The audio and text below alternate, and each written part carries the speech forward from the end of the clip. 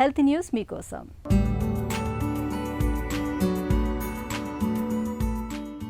మద్యంలో red wine గుండెకు మంచిదని, ఆరోగ్యానికి మేలు చేస్తుందని కొందరు భావిస్తూ ఉంటారు.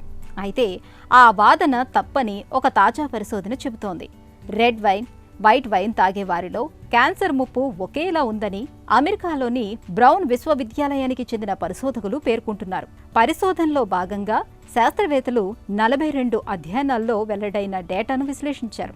రెడ్ వైన్లో రెస్వెరట్రాల్ వంటి యాంటీ ఆక్సిడెంట్లు ఉంటాయని, అందువల్ల అది ఆరోగ్యకరమని భావిస్తూ ఉంటారు.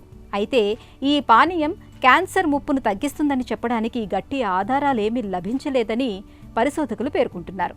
అంతేకాదు, వైట్ వైన్ వల్ల మహిళల్లో క్యాన్సర్ ముప్పు కూడా ఎక్కువగా ఉంటుందని వీరి అధ్యయనంలో వెల్లడైంది. చర్మ క్యాన్సర్ ముప్పును అది 22% మేర పెంచుతున్నట్లు తేలింది. అయితే సూర్యకాంతికి ఎక్కువగా లోను కావటం వంటి జీవన శైలికి సంబంధించిన అంశాలు కూడా ఇందులో పాత్ర పోషించి ఉండొచ్చని శాస్త్రవేత్తలు తెలిపారు.